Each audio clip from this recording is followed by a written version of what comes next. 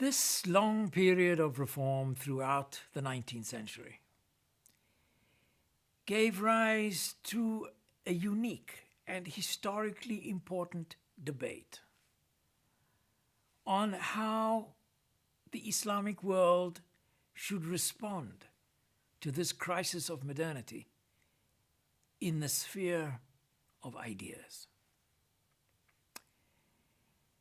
Benedict Anderson has observed that in Western Europe, the 18th century marked not only the dawn of the age of nationalism, but the dusk of religious modes of thought, which were superseded by rationalist secularism. But in the Middle East, it was not so.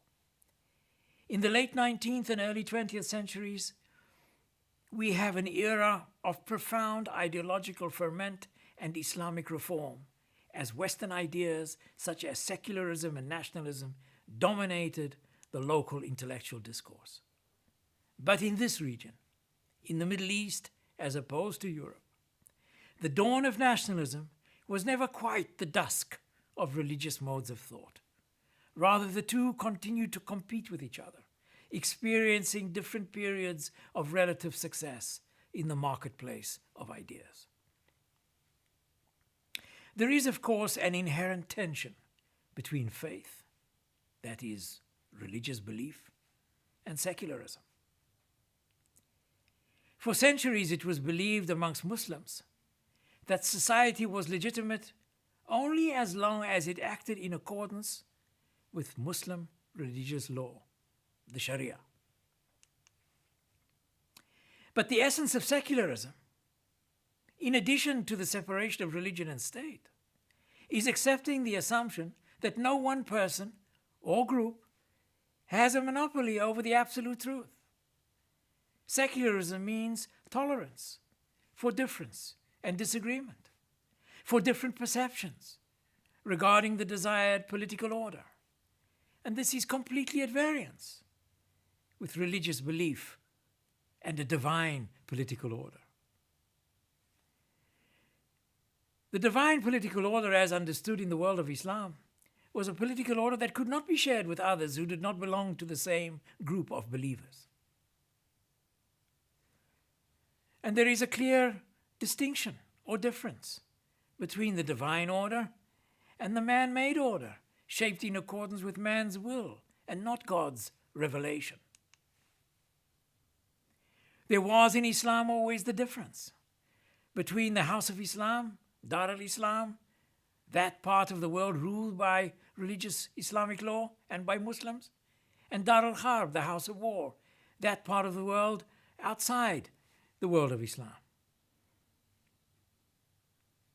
And in this distinction between Dar al-Islam and Dar al-Harb, the House of Islam and the House of War, the House of Islam was self-contained and had its own legal and ideological system. But now in the modern era, we have the recognition of the inability to remain self-contained within the ideological content of Dar al-Islam. There is an understanding of the fact that Western superiority was not only about knowledge and technology. This superiority had a theoretical and philosophical foundation that had to be penetrated by the Muslims to understand the sources of Western power. This leads to a movement which became known as the movement of Islamic reform, or alternatively, Islamic modernism. This was an effort by Muslim thinkers to find a compromise between these obvious tensions between faith and human reason, between tradition and modernity. They attempted to show the compatibility of Islam and modern ideas and institutions, reason, science, technology, democracy, constitutionalism, and representative government. All these, the Islamic reformers maintained, did not conflict with Islam if correctly interpreted. There was a need to answer the European offensive against Islam, the attack made by Europeans on Islamic culture, that it itself was a cause for the stagnation of the Muslims. And this ideological offensive made by Europeans against Islam was, in the eyes of the Muslim reformers, more dangerous than an invasion and an occupation. An answer had to be found to this contention that Islamic culture was a cause for stagnation. The French philosopher Ernest Renan, who was also a Middle Eastern scholar, is famous for his critique on Islam as being incompatible with modern civilization.